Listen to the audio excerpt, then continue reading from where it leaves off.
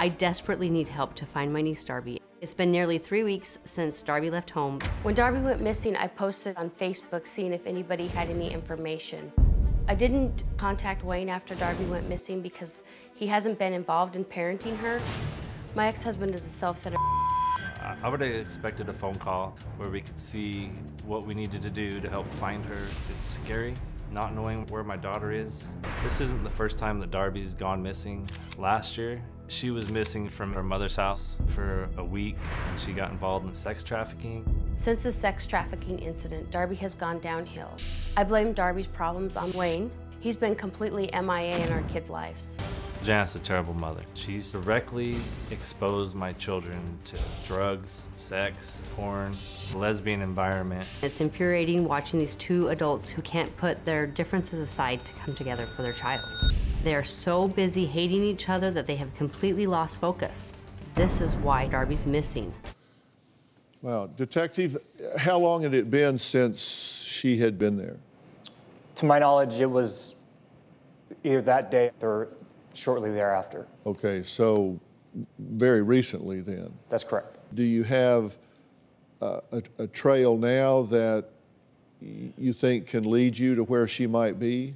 I do. It depends. The information that I received, obviously from what you saw, has bifurcated my investigation from a runaway missing person to a potential criminal investigation. As of last week, I'm still conducting current investigations to hopefully lead me to find this person that was mentioned in that film there and lead me to a direction where I can accurately locate Darbi. And in that she's 16 and this was a videographer and they were talking about making a film, then in California, would that constitute child pornography? Yes, if that is the case in point here. Obviously, I haven't done a full investigation to corroborate anything that he said, but if that is the case, there could be obviously a criminal investigation.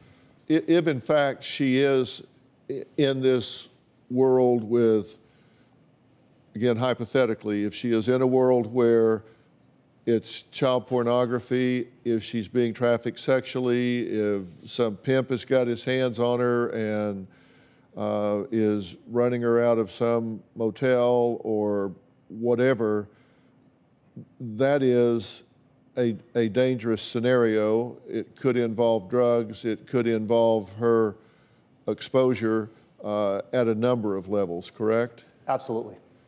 So this is a dangerous situation and one that should be thought about with some urgency on these parents' part.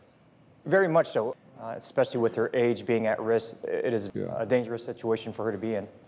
And y'all understand that it doesn't matter if she thinks she's doing this consensually or not.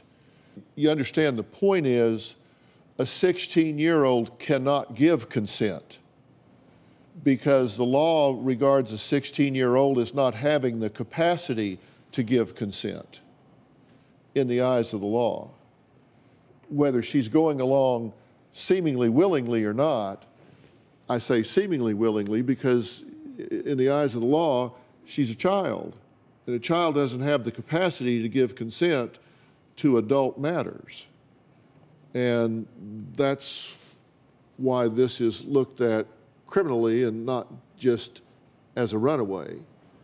And commonsensically, practically, these are seedy people that she's dealing with. And these girls are a lot more compliant if they're high.